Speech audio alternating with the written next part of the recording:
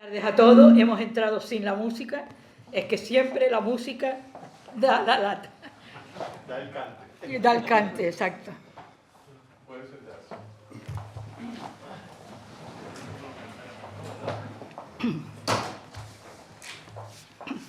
Ilustrísimos señores académicos, muy dignas autoridades, señoras y señores.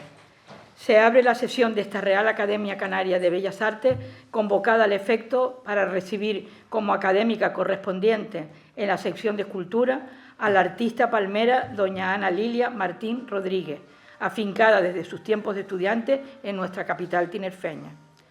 Tiene la palabra el señor secretario general de esta corporación y académico de número, don Ricardo Hernández Ramos, para leer el acta del plenario en el que fue elegida la recipiendaria. Según lo previsto en el artículo 20 de los estatutos de esta Real Academia Canaria de Bellas Artes de San Miguel Arcángel y en Junta Plenaria Extraordinaria celebrada el 7 de marzo de 2024, figura el nombramiento de doña Ana Lilia Martín Rodríguez como académica correspondiente de acuerdo con las facultades que le confiere el vigente reglamento y con los honores y prerrogativas que estatutariamente le corresponden. La propuesta, realizada en tiempo y forma, fue elevada por los ilustres académicos doña Ana María Quesada Acosta, don Juan López Salvador y doña Ángeles Alemán Gómez. Muchas gracias. Bueno, pues a continuación va a intervenir la académica de número, la doctora doña Ana María Quesada Acosta, para glosar la figura y la obra de esta artista.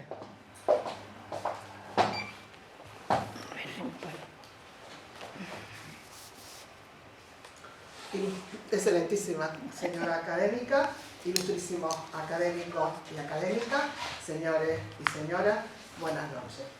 Es para mí una enorme satisfacción presentar esta noche, a modo de laudatio, la brillante trayectoria artística de Ana Lilia Martín Rodríguez en este acto de ingreso como académica correspondiente de esta ilustre corporación, un ingreso que fue avalado de inmediato y unánime por la sesión de escultura primero y posteriormente por el plenario. Para comenzar, quiero agradecerle a ella que haya pensado en mí para llevar a cabo esta labor, porque me ha permitido profundizar en una producción por la que siempre me he sentido atraída. Conocer también las variantes de la misma que desconocía, pero sobre todo porque me ha permitido estos días previos de partir con ella, participar de su proceso creativo en su cálido ambiente de trabajo y en definitiva conocer de primera mano su pensamiento artístico, más allá de la lectura de todo cuanto su obra se ha escrito por distintos críticos, que son bastantes, y de mis previas impresiones como espectadora, crítica o historiadora del arte. Y si hay algo que me ha llamado poderosamente la atención y sirva como preámbulo, es su enorme versatilidad como artista, patente en la facilidad con la que se mueve entre el dibujo y la escultura.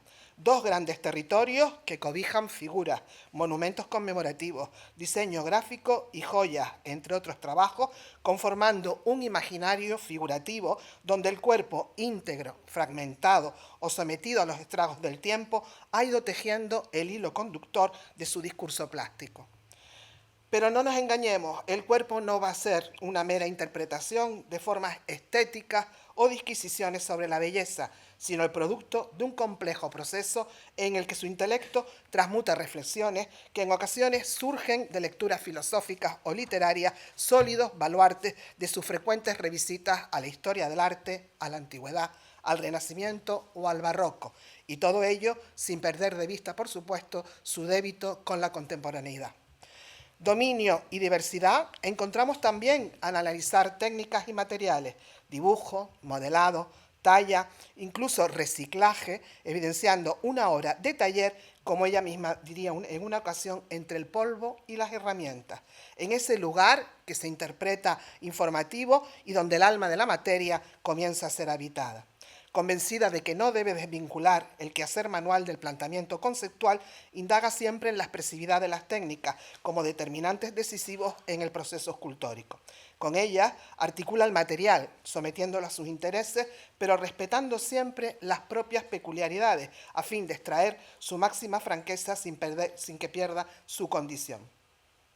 Cualquier material es válido para plasmar su idea: bronce, poliéster, madera, elementos naturales, si bien no esconde su predilección por el grés, dada su ductibilidad, una característica que le recuerda la atracción que desde pequeña, en La Palma, donde nace en 1963, comienza a sentir por todo aquello que pudiera trabajar directamente con sus manos: plastilina, papel, tela, su gestión que en su juventud, residiendo ya en Tenerife, se transforma en un claro interés por la práctica artística y que le lleva a ingresar en la Facultad de Bellas Artes de la Universidad de La Laguna, donde, cautivada por el volumen, el cuerpo humano y el espacio real, obtiene la licenciatura en la especialidad de escultura. Con inusitada rapidez, ya en la segunda mitad de la década de los 80, le vemos participando en sucesivas exposiciones colectivas, y lo hace en centros y eventos que en aquellos años desempeñaban un importante papel en el escenario expositivo canario, destacando unos por su incondicional apoyo a los artistas emergentes y otros por refrendar las tendencias más vanguardistas del arte. Su presencia en la 19 Bienal de Bellas Artes, celebrada en el Gabinete Literario de Las Palmas de Gran Canaria en 1887, al año siguiente en la Quinta Bienal Regional de la Villa de Teror y en 1991 en la Atlántida, celebrada en el Círculo de Bellas Artes de Santa Cruz de Tenerife, evidencian un temprano recorrido artístico que a partir de 1989 compatibiliza con su labor como docente, otra de sus grandes pasiones en la Escuela de Arte Superior y Diseño Fernando Esteves en la capital tinerfeña. A finales de 1993 presenta su primera exposición individual, Variaciones Antropomórficas, en la Sala de Arte Caja Canarias en La Laguna. Merece la pena que me detenga en ella, quizás más de lo que lo haré en la siguiente, ya que considero que es también su primera y sólida declaración de intenciones.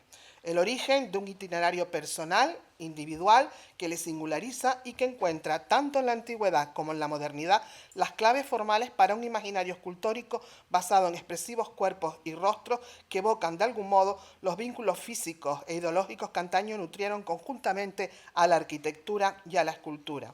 Para esta reinterpretación, porque no cabe duda que de esto se trata, Ana Lilia transmuta en entes plásticos las afirmaciones del escritor y pintor italiano Francesco Di Giorgio en el siglo XV, formulada en su Tratado de Arquitectura, Ingeniería y Arte Militar, particularmente al indicar que todo arte y sus razones proceden del cuerpo humano, bien compuesto y proporcionado, ideas similares a las que alentaron las medidas del hombre como argumento principal de los tratados de Vitruvio.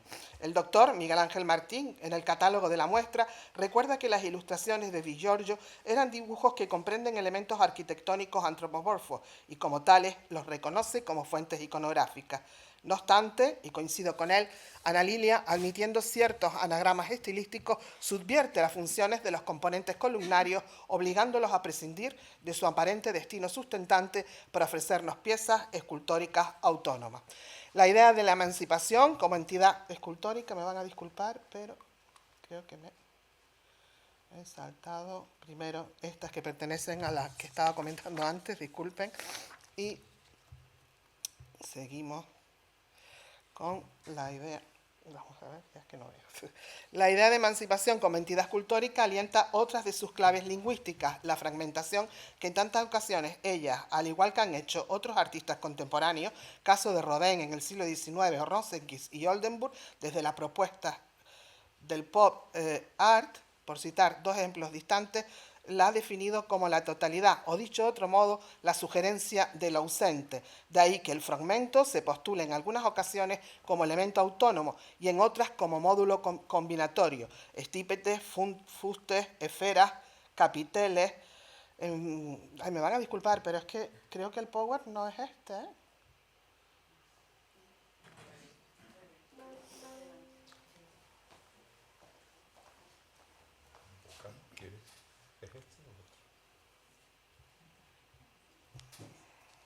Vale, disculpen. Les decía que la idea de emancipación como entidad escultórica alienta a otra de sus claves lingüísticas, la fragmentación que en tantas ocasiones ella, al igual que han hecho otros artistas contemporáneos, caso de Rodin en el siglo XIX o Rosenkirch y Oldenburg desde las propuestas del pop art, por citar dos ejemplos distantes, la ha definido como la totalidad, o dicho de otro modo, la sugerencia de lo ausente. De ahí que el fragmento se postule en algunas ocasiones como elemento autónomo y en otras como módulo combinatorio, estípites, fustes, esferas, capiteles y cabezas. Sin embargo, la contemporaneidad de esta visión encuentra, a mi modo de ver, otra nueva relectura del pasado, y me refiero ahora al Renacimiento, momento en el que algunos artistas, entre ellos Donatello, Ghiberti, Squarcioni, atesoraban hallazgos de fragmentos sin voluntad alguna de alterarlos, momento también en el que Miguel Ángel Buonarroti debate sobre la belleza y expresividad del fragmento, declarándose incapaz de reintegrar a Olloconte. Suma de fragmentos conforman la serie Estípete,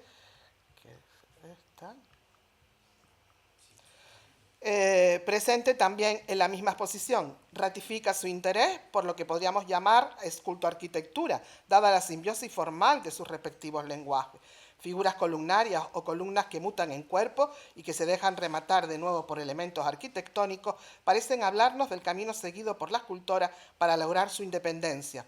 Pero en verdad no es más que una posibilidad de abordar el cuerpo, la expresión corporal liberada de la esclavitud de los cánones de belleza y dejada a manos de la plasticidad de la materia para expresar sentimientos o actitudes humanas como lo impúdico o lo pletórico.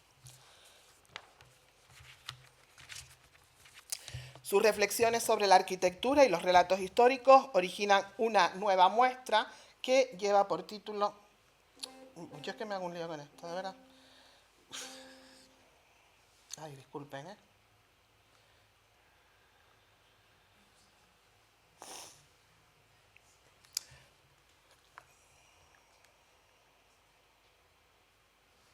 Es aquí. Sus reflexiones sobre la arquitectura y los relatos históricos originan una nueva muestra que exhibe bajo el título La Casa de Adán, esculturas en la Galería Magda Lázaro en Santa Cruz de Tenerife en 1994. Ahora el autor de referencias, Antonio Berline, Filarete, y la obra que le inspira, el libro primero del Tratado de Arquitectura, en el que atribuye a un gesto de Adán el origen de esta disciplina, cuando tras ser expulsado del paraíso, junto a Eva, ante la necesidad de protegerse de las inclemencias meteorológicas, dispone a modo de cubierta sus propias manos sobre sus cabezas, paso previo a la elaboración de alguna choza con rama. La figura de Adán, en solitario, recreando este momento, se acompaña de otras piezas alusivas a los amantes. Pero esta interpretación de un tema de la tradición judeocristiana le ha permitido, por otra parte, continuar indagando aún más en las posibilidades del arte para expresar sentimientos y emociones, convirtiéndose a partir de entonces en uno de los referentes más distintivos de su obra. Los rostros, posturas y composiciones revelan mediante el gesto las huellas del estremecimiento, el desamparo, la incomprensión, la dependencia, metáforas asimismo de la relación de pareja. Además de la gestualidad, en esta serie consolida de cara al futuro el valor que confiere el pedestal a su obra. Para ella no se trata de un simple soporte, desprovisto de su ancestral significado jerárquico, se erige como parte intrínseca de la escultura. Elaborados normalmente con maderas abandonadas, fragmentos de vigas, de viejas columnas, vigas o incluso pilones para hacer las cotas en las canteras, aportan a las piezas una referencia vivencial, patente en la impronta que deja el paso del tiempo o las herramientas, huellas apenas cubiertas por suaves veladuras. En conjunto, la producción se nos presenta como si elementos de distintos momentos del pasado se fundiesen en la retina, ejerciendo una interrelación espaciotemporal en la experiencia perceptiva del espectador. Las disquisiciones que ha ido planteando en estas series cristalizan en las exposiciones que celebran de forma consecutiva a finales de los 90. Así, la interpretación de sentimientos como la angustia, la incomunicación y el dolor, en este caso de la humanidad, da rienda suelta a Esculturas, título de muestra que celebra junto a Román Hernández en la Casa Municipal de la Cultura en Los Realejos en 1997. Pero también es verdad que, fiel a su incansable talante indagador, exhibe expresivos trabajos de un nuevo argumento, la maternidad, una excusa más, y cito textualmente lo que ella pensaba, le sirve para seguir indagando en la figura humana. La representación de la mujer ha ocupado un lugar privilegiado en mi obra. La he representado en multitud de actitudes y estados, delgada, gruesa, inocente, decadente, embarazada, vieja, joven, pero todas siempre son una. Me atrae y cultiva su capacidad de transformación, la sensualidad de sus movimientos, sus volúmenes envolventes. Fin de la cita. Todas las esculturas reflejan una extremada sensibilidad y un rotundo anhelo por revelar de forma cauta, sin molestar, sin ser percibida, los momentos íntimos de la experiencia maternal, en ocasiones en solitario y a veces compartida. Por su parte, la muestra que exhibe en 1998 en la Sala de Arte Caja Canarias, en La Laguna, Expresiones para un inventario, insiste en la dualidad espaciotemporal, rescatando su atracción por la escultura clásica, por el busto realista de tradición romana. Apoyándose en vívidos pedestales, medio centenar de rostros trabajados en poliéster, bronce y terracota patinadas o policromadas reflejan expresiones diversas, algo comedidas y otras extremadamente exageradas que rayan lo grotesco, tendiendo en este último un puente histórico entre las poéticas del mundo clásico, las del barroco y las de la actualidad, que viene a generar una intensa extrañeza perceptiva en el espectador, obligándole a detenerse y reflexionar. Tras presentar una primera retrospectiva titulada Esculturas en el SICA de Las Palmas de Gran Canaria en 1999, que alcanza notable repercusión en los medios artísticos e informativos canarios, Ana Lilia prepara una muestra en la que su interés por el desnudo se transmuta en representaciones más sensuales, dotadas de un fuerte componente erótico. Esta nueva producción la da a conocer en 2002 en la Galería Magda Lázaro con el título Fragmentos íntimos, esculturas y dibujos. Se trata ahora de auténticas condensaciones visuales que captan solo lo esencial y que aún así son capaces de transmitir el vigor de unos labios o la suave órbita de una cadera. Hay en ellas cierta voluptuosidad, provocando el deseo, el placer de los sentidos y la percepción estética de una actitud que desprende la confianza y sensualidad de sus personajes. Sensibilidad e intimidad evolucionan casi sin interrupción en la soledad del cuerpo, título de un ejercicio plástico integrado por más de 20 piezas escultóricas elaboradas en grés, madera, hierro y bronce, que presenta en el Museo Municipal, agrupada bajo dos subtítulos, Corpus Eróticos y Corpus Ánfora. Nada mejor que recurrir a las propias palabras de la autora para condensar este nuevo pensamiento estético. Y cito textualmente: lo erótico trasciende aquí de lo meramente sexual y reproductor. Lo sensual se muestra sin llegar al lascivo o obsceno y lo tierno se torna delicado y sensible. El mensaje que se desprende de cada una de las piezas escultóricas no depende tanto de mí, sino del receptor, de cómo lo perciba. Fin de la cita. Y parafraseando a la escritora Esther Torrent, en su texto crístico, nuestra creadora explora el universo de las múltiples ficciones que pueden enunciar los estados de ánimo formulados por el cuerpo, transformadas ahora en la energía fértica del deseo sexual. Citándola textualmente, añade: a menudo adquiere el tinte impreciso que vuelve lábil la frontera entre la entrega y el ensimismamiento. Si en todas las series que les he comentado, vemos cómo Ana Lilia se enfrenta a la representación del cuerpo alejada de banales perjuicios estéticos, ahondando en la belleza y en la verdad, como si fueran intercambiables, transmutando incluso en atractivas sus numerosas deformaciones. En la producción que presenta en la Galería de Arte Stone en La Laguna en 2007, este lenguaje cobra aún más fuerza. El título Caminos del cuerpo no puede ser más esclarecedor. Con su habitual lenguaje, técnica expresionista y parquedad cromática, sus introspectivos personajes recreados en diferentes momentos de la vida, la infancia, juventud, madurez y ancianidad, parecen compartir un común escenario, la playa, donde ensimismados otean el horizonte. No hay una sintaxis compositiva, pero todos parecen protagonizar una misma escena y han sido sorprendidos en el preciso instante en el que inician o concluyen la acción, como si de una instantánea fotográfica se tratara. Trabajadora infatigable, constante y coherente con su línea de investigación, durante los próximos años sus exposiciones, tanto colectivas como individuales, se van sucediendo casi sin tregua. Entre las últimas sobresale la programada en 2008 en la Casa Roja, Espacio Cultural 55, en Garachico, titulada Al otro lado del espejo, en la que exhibe una serie centrada exclusivamente en desnudos femeninos. Llegados a este punto, me interesa destacar también la importancia que va adquiriendo en su obra la edición del catálogo que, aunque contaba con sencillos precedentes, se va a convertir poco a poco en una obra de arte paralela. En esta ocasión tuvo una edición limitada de 250 ejemplares numerados y firmados por la escultora, quien contó con un texto crítico de Marianela Navarro Santos. No menos importante es la que en el marco del programa Canarios Crea, impulsado por el Gobierno de Canarias en 2010 para promocionar a los artistas insulares en el mercado exterior, celebra en Madrid. Denominada El Teatro del Cuerpo, fue una retrospectiva integrada por 22 piezas representativas de la evolución de su lenguaje. Para esta experiencia edita una carpeta gráfica de 200 ejemplares que contiene dípticos alusivos a cada una de las series temáticas que había trabajado con anterioridad. En 2014 vería la luz Arquitectura y Poéticas del Cuerpo, una nueva retrospectiva de la que voy a destacar algunos rasgos. La obra más reciente parece recordar su interés por fusionar elementos arquitectónicos y escultóricos. Soportes y marcos se funden en una misma pieza sin que paradójicamente prescindan de su propia identidad. La contradicción está servida. Haciendo uso, de nuevo, del objeto encontrado, abandonado, cautiva al espectador con las perfumaditas o ángeles, viejos frascos de perfume que ennoblecidos pasan a ser el feliz acomodo de sus habituales desnudos, rescatando de su memoria primigenia la función seductora.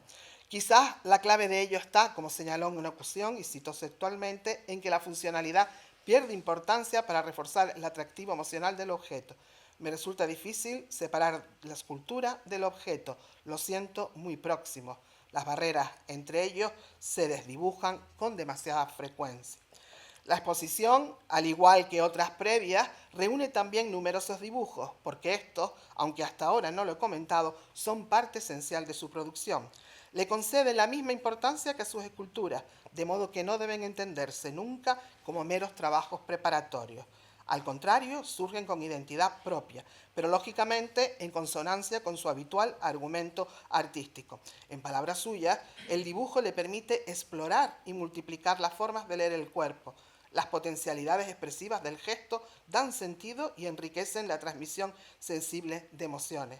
La línea presente como resultado del gesto visible o sugerida, acariciante o violenta, junto a la mancha con sus variaciones tonales, descriptora del contraste y evocadora de la luz, se convierte en protagonista y en la afirmación de mi universo personal. Fin de la cita. Al destacar también es la incorporación de vocablos o expresiones en su trabajo. Amante de la literatura y la gramática, recurre al juego de palabras para intensificar la plasticidad y el sentido de la obra. Sueños de estabilidad responde a esta tipología. Una figura femenina se apoya en un pedestal de igual formato cúbico que el que a modo de capitel, reminiscencias de su apego por esta simbiosis esculto-arquitectónica, sostiene una sutil práctica de equilibrio. Ambos cubos, y en los que el suelo la acompaña, refiere frases que inducen a pensar al espectador. Por ejemplo, al inferior señala: el cubo es símbolo de la estabilidad completa, pero también de la materialidad. El sentido del humor, cuando aparece en su obra, lo hace siempre acompañado de una reflexión, las más de las veces con componente crítico. Un recurso expresivo que vemos en Neomorfologismo, serie que presenta en la Sala de Arte Bronzo de La Laguna en 2016. En ella continúa indagando acerca de las posibilidades expresivas derivadas de la cohesión de la palabra y la materia artística como recurso plástico. Sus voces, formas volumétricas, son interpretadas mediante la fusión de elementos de distintas naturalezas, dando lugar a otros nuevos de características mixtas que nacen de la voluntad de entender la realidad mediante actitudes extraídas de un imaginario colectivo.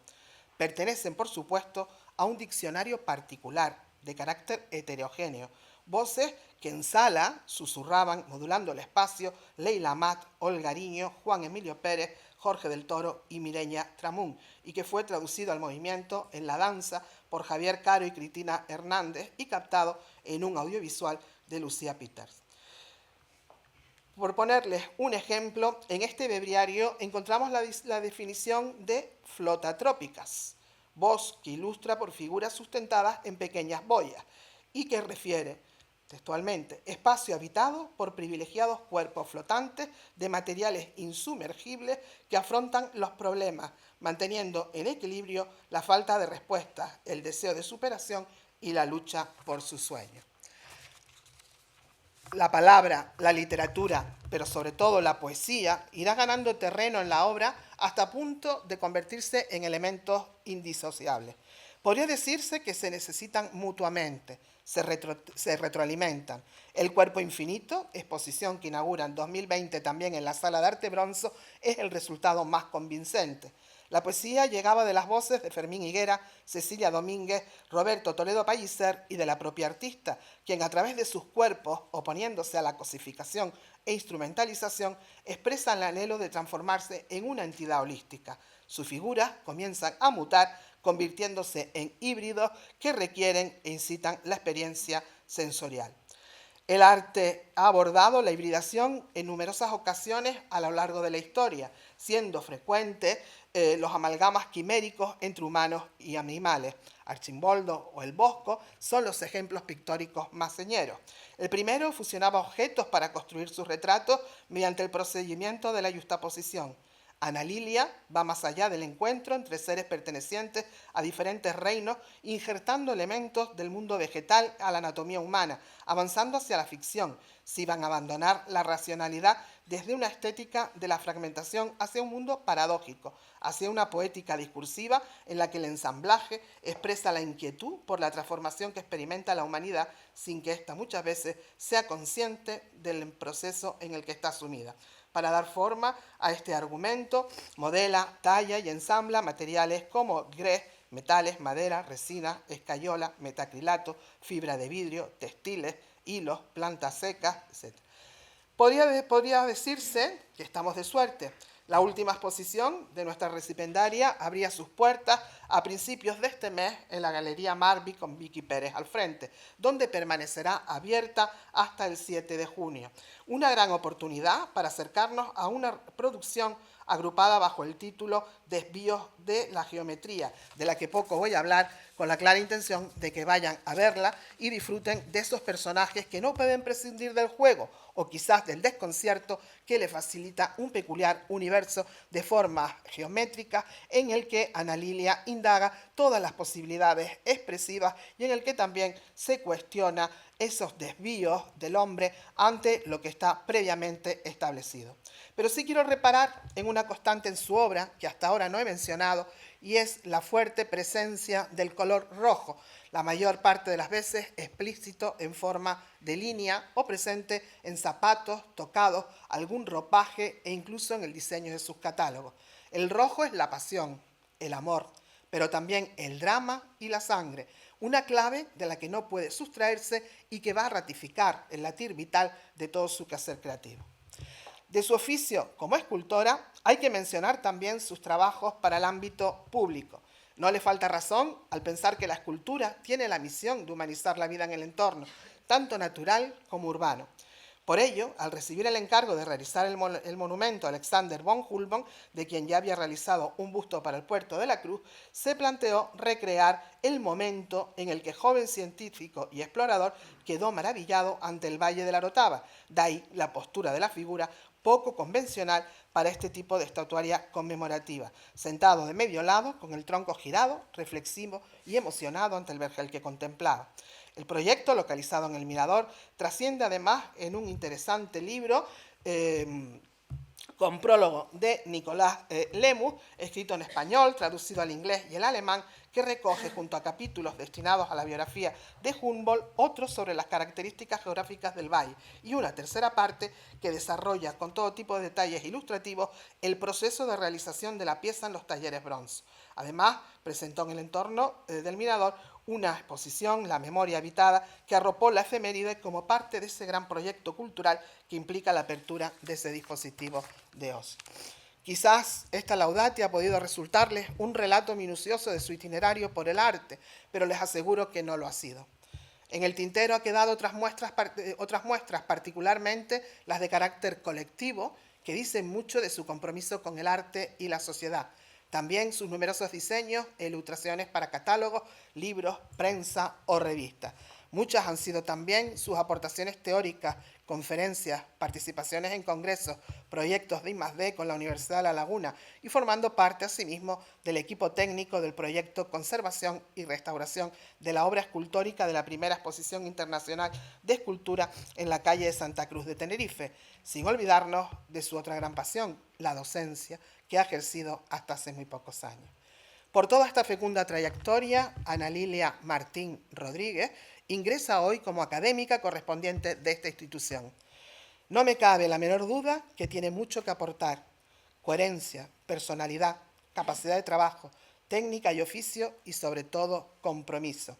El mismo que emana de su obra y del que ya ha hecho gala desde el mismo momento en que se le comunicó la decisión aprobada en el plenario. En nombre de la Real Academia de Canarias y en el mismo propio, le transmito la bienvenida más calurosa y nuestra más sincera felicitación.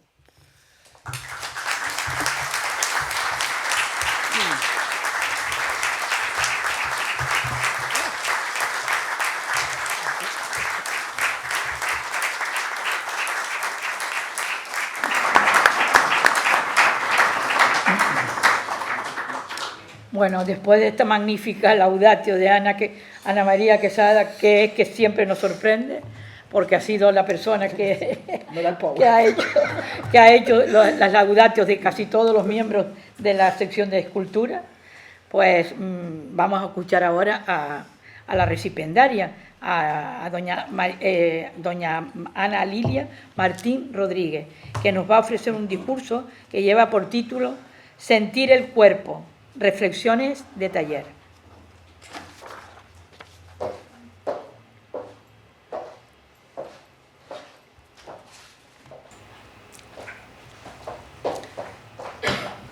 Buenas noches, tardes, noches, excelentísima presidenta, ilustrísimos académicos y académicas, distinguidas autoridades, señoras y señores, muchas gracias por acompañarme en este momento. No quiero empezar sin mostrar mi agradecimiento a quienes apoyaron mi nombramiento y en especial a quienes firmaron la propuesta de mi ingreso en esta academia, los académicos de número, doña Ángeles Alemán Gómez, don Juan López Salvador y doña Ana María Quesada Costa, a quien también agradezco su intervención.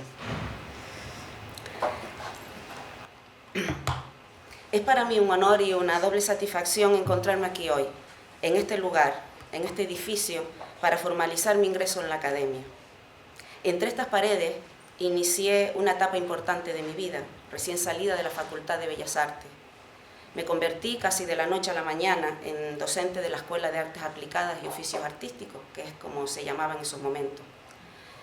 Frecuentaba diariamente este lugar y todas y cada una de las cosas que formaban parte de este espacio fueron creando el ambiente que alimentó mi pasión y me llevó por el sendero en el que hoy sigo transitando. Es este un lugar en el que he experimentado arraigo, del que extraigo aún hoy recuerdos, vivencias y experiencias únicas y personales.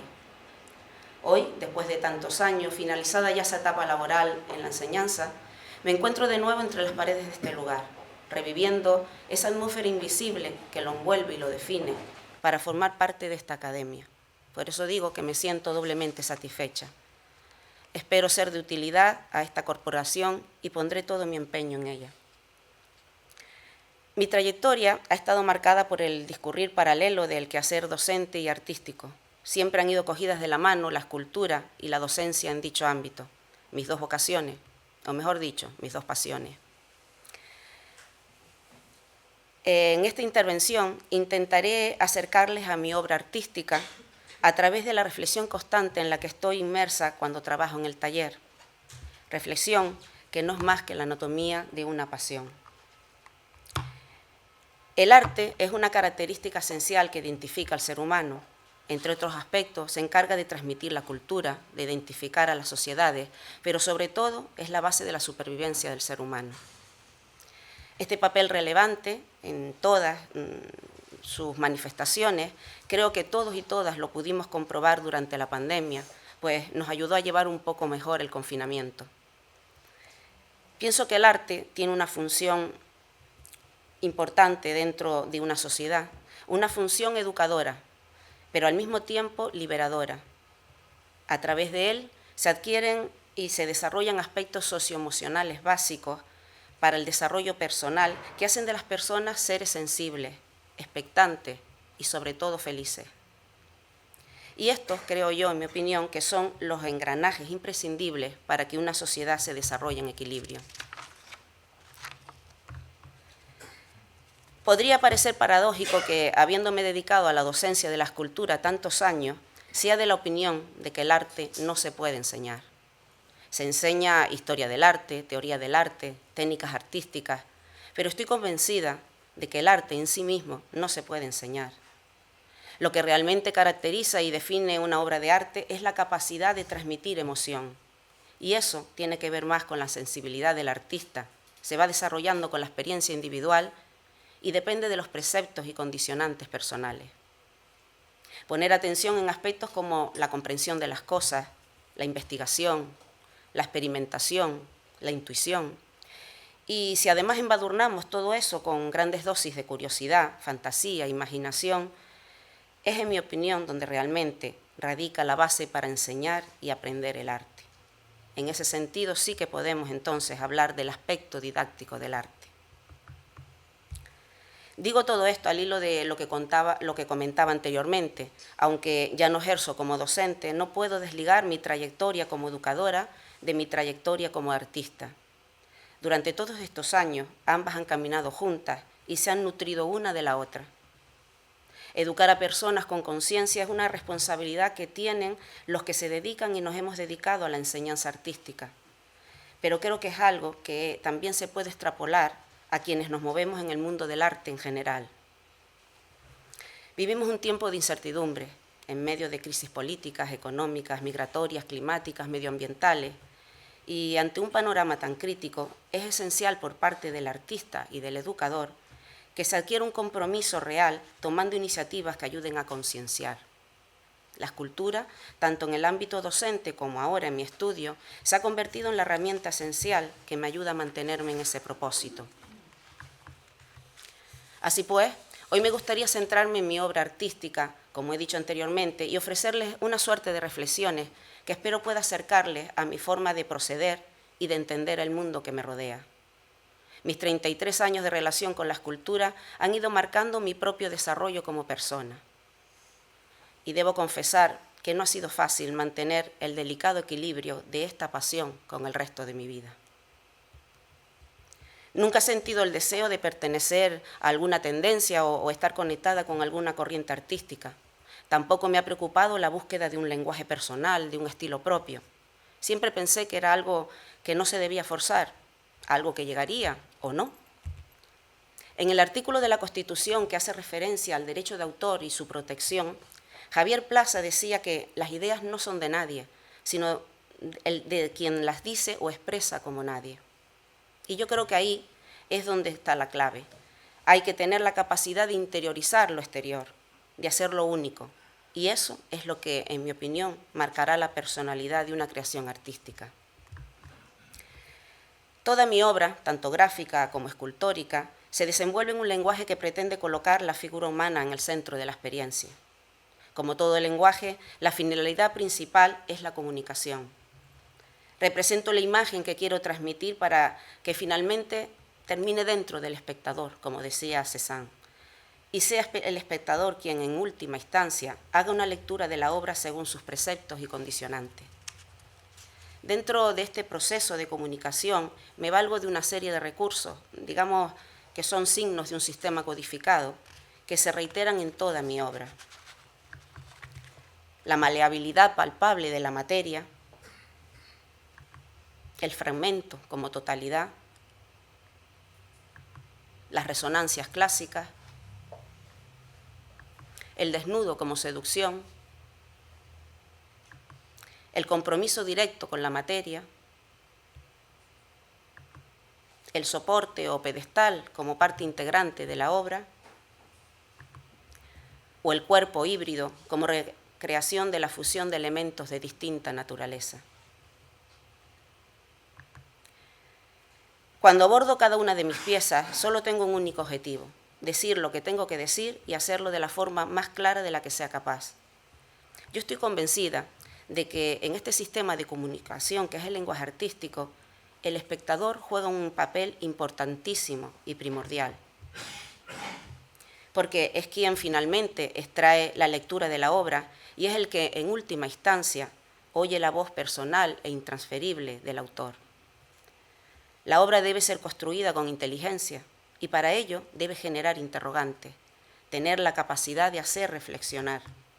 Y el espectador, por su parte, también debe tener una mirada atenta, hacer un ejercicio inteligente con la lectura que hace de la obra, poner en práctica aquello que decía Gombrich: la obra debe ser vista con los ojos y entendida con la mente.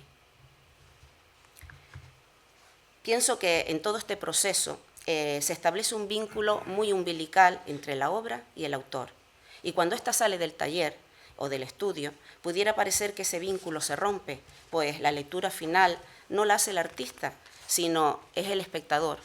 Y es en ese momento cuando da por terminada la pieza, aunque yo sinceramente creo que jamás se desvincula totalmente de su obra. La trayectoria seguida delata mi interés por la figura humana y en especial por la representación del cuerpo desnudo. La desnudez del cuerpo es como una especie de retorno al estado primordial. La naturaleza humana es única e irrepetible y el cuerpo se presenta como una herramienta válida para transmitir los mensajes acerca de lo que fuimos y de lo que somos. Su representación me permite expresar intenciones y pensamientos. Es una experiencia directa, a veces un juego intuitivo, un aprendizaje vivencial que me hace tomar conciencia de lo que soy, de lo que hago y de lo que siento. Con frecuencia me preguntan hasta cuándo voy a seguir representando el cuerpo humano y mi respuesta casi siempre es la misma, pues supongo que el día que deje de sorprenderme y deje de plantearme interrogante. Su representación me induce a la reflexión permanente. Cada vez que me enfrento a él, me sorprendo descubriendo nuevos detalles, nuevos significados, desgranándolo de tal forma que me da la sensación de que cada vez estoy ante algo novedoso. Mi obra siempre la he planteado como una exploración de los sentimientos y, por tanto, la figura humana está siempre implícita en ella. El arte está siempre asociado a la realidad que le rodea, de la misma forma que el cuerpo humano, que el ser humano a su cuerpo. Es una asociación indisoluble. Y viene muy bien para esclarecer esto que digo un comentario de Antonio Saya, en el que manifestaba que el cuerpo y la escultura están tan indisolublemente asociados como el ser humano a su deseo.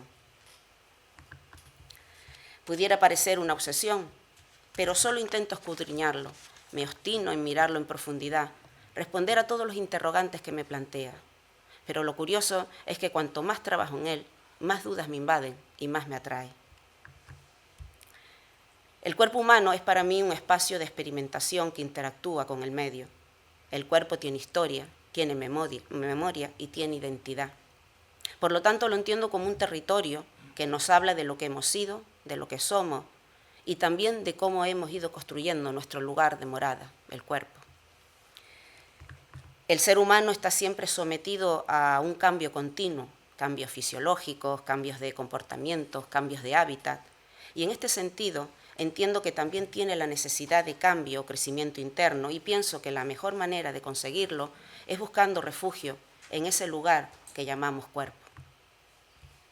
Como experiencia artística, el cuerpo asume la función de espacio y del sentido del yo, como un lugar de donde se extraen recuerdos, vivencias y experiencias, como un lugar de experimentación infinito. Hace que sienta la necesidad de refugiarme en él, y supongo que todo esto en la obra se traduce en esa especie de recogimiento, de silencios necesarios y de introspección que de alguna manera me ponen en disposición a una relación con el mundo. El cuerpo es donde se traduce la identidad humana. En una etapa histórica como la que vivimos, en la que todo evoluciona a una velocidad pasmosa, en la que la globalización es tan voraz que termina por envolverlo todo, en la que cada vez se habla más de identidades colectivas y menos de identidades individuales, considero casi una exigencia reafirmarme y mantenerme en mi postura. Exijo tener mi propio espacio, un espacio individual, vivencial y experimental, un espacio que me permita construirme como individuo, un espacio en el que me convierta en objeto de reflexión, un espacio en el que hacer mi discurso personal. Y no es que no comparta lo de las identidades colectivas, es una realidad y deben coexistir, interrelacionarse, necesitarse. Pero ahora mismo hay una priorización de las identidades colectivas en detrimento de las individuales. Y creo que se hace necesario tener esa conciencia de identidad individual, porque al fin y al cabo es una necesidad del ser humano básica. Intento defender mi autonomía dentro de la práctica artística. Pienso que todo acto creativo, en cierta manera, es un espejo que refleja de forma consciente o no el interior del artista. Pero actualmente todos estamos sometidos a las influencias y es ahí donde, en mi opinión, debemos hacer un ejercicio de conciencia individual. Diariamente vivimos bombardeados por la publicidad en esta cultura de la imagen en la que estamos inmersos. Queramos o no, todo esto desdibuja y dirige nuestra forma de pensar y sentir el mundo que nos rodea. Por eso considero tan importante defender la autonomía de la experiencia individual, tener el espacio para hacer el discurso personal y defender lo auténtico. En nuestros días, el auge de las nuevas tecnologías es asombroso. El siglo XXI se define precisamente por los grandes avances tecnológicos que ha experimentado de forma acelerada en muy poco tiempo. Con la intención de facilitar nuestras tareas cotidianas, traen consigo mejoras en la vida del ser humano. La inteligencia artificial, los drones, la impresión 3D, la realidad virtual, la biotecnología, han permitido muchos descubrimientos que tocan todos los aspectos de nuestras vidas hasta el punto de transformarlas significativamente. Y es aquí donde me quiero detener un momento. Nos pasamos horas y horas delante de pantallas recreando un mundo paralelo, una construcción ficticia del mundo. Creo que algo está fallando y que algo estamos dejando en el camino.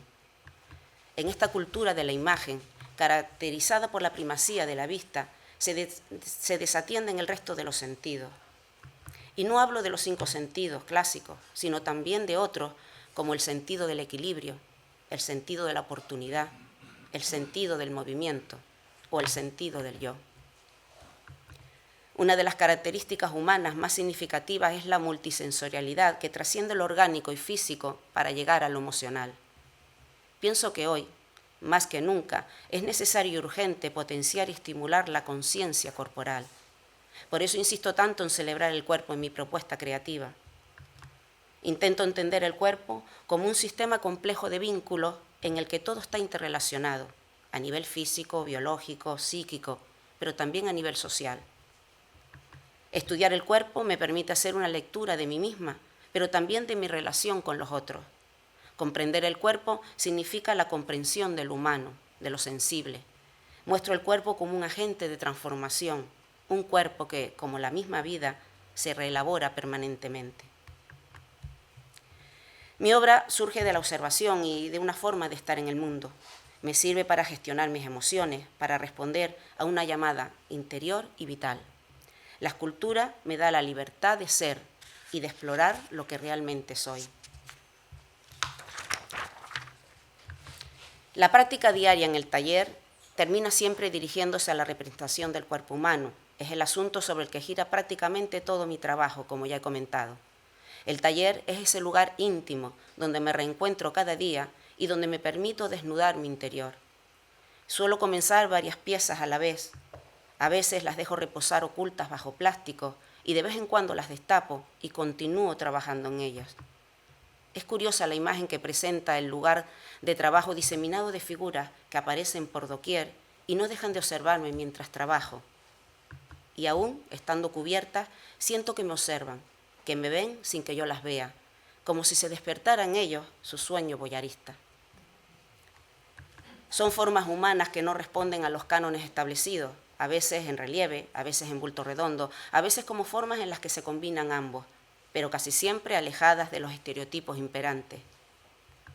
Y no puedo dejar de pensar que quizás sea mi respuesta consciente o inconsciente a lo que vivimos en este momento, un tiempo que se caracteriza por el culto al cuerpo y a la belleza, que se define por la tiranía de la imagen y en el que cada vez proliferan más los gimnasios, las clínicas de cirugía estética, las extensiones corporales, para enmascarar el cuerpo por miedo a la vejez y a la decadencia. un momento en el que se diseñan los cuerpos a nuestro antojo, aunque ello suponga ir en contra de lo que la edad biológica determina. Las esculturas que hago hablan de cuerpos satisfechos con su condición. Hablan de la importancia de nosotros ante la mirada del otro. Hablan de la relación de nosotros con el paso del tiempo.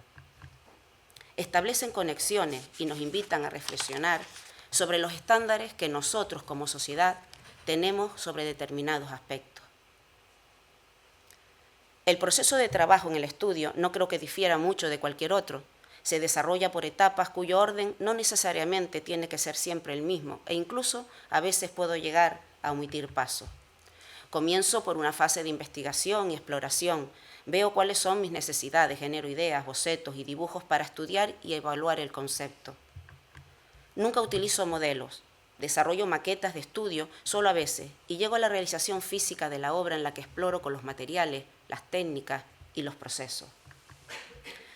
Otras veces voy directamente al material y es él el que me habla y omito todos los pasos anteriores, dejando que la pieza comience a tomar forma por ella misma. En realidad, el resultado final del proceso no está predeterminado. Intento comunicar un pensamiento y me enfrento siempre a cuestiones relacionadas no solo con los procesos técnicos, sino también con el concepto que hay detrás de la obra que diseño. Me esfuerzo en buscar el alma de lo que hago porque estoy convencida de que es ahí donde habita la emoción que pueda transmitir una obra. Siempre me he alejado del arte que niega el objeto y la técnica, porque entiendo que el arte que niega esto está dando la espalda a siglos de tradición y a una herencia. Pienso que mayor es el disfrute de una obra cuanto más completo es el grado de conocimiento de la obra, del artista y de sus circunstancias.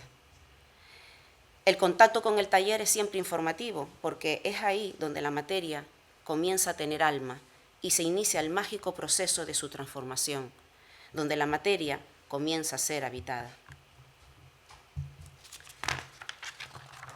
Me gusta fotografiar el proceso de trabajo. Con el testimonio visual observo la transmutación de la materia desde el mismo momento en que comienza a cobrar vida. Me recreo observando paso a paso esa transformación camaleónica, ese nacer, morir y resucitar del que ya hablaron escultores en tiempos pasados, cuando hacían referencia a los cambios experimentados en las distintas fases de creación, cambios que sin lugar a duda insuflan esencia de vida a la materia. Pongo énfasis en el compromiso directo con el material, en la íntima relación que entabla con las técnicas y los procedimientos, aunque resulte quizás extraño en estos tiempos en los que el discurso de las vanguardias parece orientarse a favor de una inmediatez procesual o una permanencia limitada o efímera. Defiendo la necesidad del escultor de conocer la materia con la que trabaja, de dedicar tiempo para descubrir su naturaleza, su impronta, su expresividad, las técnicas y procedimientos en toda su extensión, y de esta forma poder manipularla y adaptarla de forma consciente a sus propios fines, expresando y transmitiendo con exactitud sus intenciones. Interacciono con el material de forma reflexiva, pero también intuitiva. Busco en él su dimensión sensorial y las posibilidades de expresión y comunicación que puede transmitir en ese empeño de lograr la conjunción perfecta entre el tratamiento del material y la expresión tangible que proyecta. Es como si tuviera un acuerdo tácito con él. Me deja libertad para hacer con él lo que yo quiera, pero siempre que yo respete sus cualidades intrínsecas. Y da lo mismo que se trate del material más noble o del más humilde. Da lo mismo que se trate de una semilla, de una rama erosionada o de un material construido por el ser humano que ya ha llegado al final de su vida útil y es reutilizado con un sentido artístico. Brancusi decía: mientras uno talla, descubre el espíritu del material y las propiedades que le son peculiares. La mano piensa y sigue los pensamientos del material. Hay que interaccionar con ellos, insistir en descubrir la poética de los materiales, en recuperar la dimensión sensorial y energética que desprenden, y de esta forma estoy segura que el fin último debería estar garantizado. La experiencia del mundo no debe reducirse a solo unos pocos sentidos, como ya comenté anteriormente. La integración de todos ellos y el cuerpo es lo que, en mi opinión, convierte la experiencia en un verdadero reto. Ya Aristóteles hablaba de que no había nada en el intelecto que no hubiera pasado antes por los sentidos. Cada escultura es un testimonio y elabora un pensamiento metafísico y existencial a través de su compromiso sensorial. La obra la voy construyendo con todo lo que me rodea. Existe una línea muy fina entre el mundo y yo, y me sucede que cuando estoy en el taller trabajando, esa línea termina difuminándose y ambos nos fundimos. El cuerpo y el mundo son uno. Recuerdo un texto que leí de Jorge Luis Borges que me ayuda a ilustrar esta sensación. Un hombre se fija a sí mismo la tarea de retratar al mundo. A lo largo de los años llena una superficie dada con imágenes de provincias y reinos, montañas, bahías, barcos, islas, peces, habitaciones, instrumentos, cuerpos celestiales, caballos y gente. Poco antes de morir, descubre que este laberinto paciente de líneas en un dibujo es su propio rostro. Me parecen muy acertadas sus palabras y resumen muy bien todo esto que he intentado decir. En todas estas reflexiones anteriores, ya para finalizar mi intervención, creo que queda manifiesto mi insistente interés por la lectura integral del cuerpo. En ella late el deseo de tener un completo sentido de lo corporal, de asumir el cuerpo como un ente holísticamente constituido. La escultura acrecienta mi capacidad de sentir y me ayuda a recrear el cuerpo que soy en relación al cuerpo del otro, propiciando la construcción de mi propia identidad bajo una mirada atenta y personal. ¿Qué más se puede pedir a una actividad escultórica? Muchas gracias.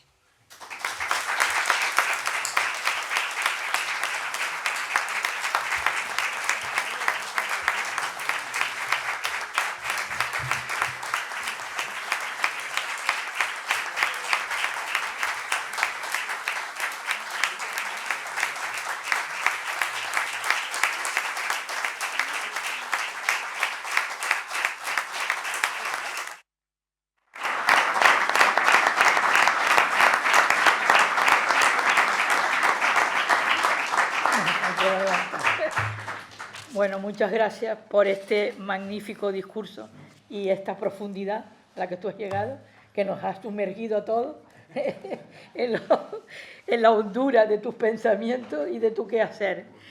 Vamos a proceder ahora a imponerte la medalla de plata de esta corporación y a entregarte el diploma acreditativo de tu nombramiento.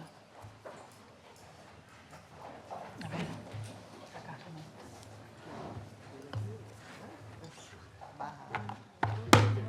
Sí, si no te importa, porque no voy a poder bajar.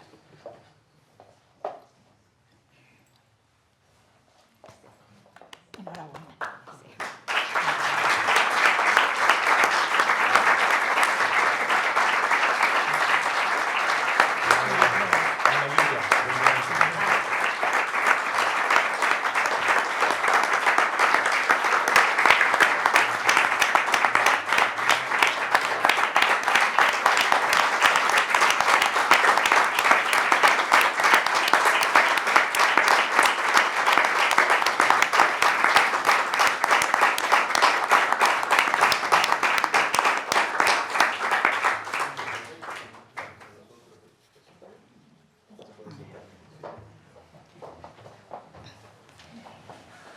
Bueno, pues tras estas dos intervenciones, estupendas las dos, porque ha sido magnífico, debe ser que la sección de arquitectura, de escultura, tiene mucha fuerza, mucha potencia y mucha riqueza.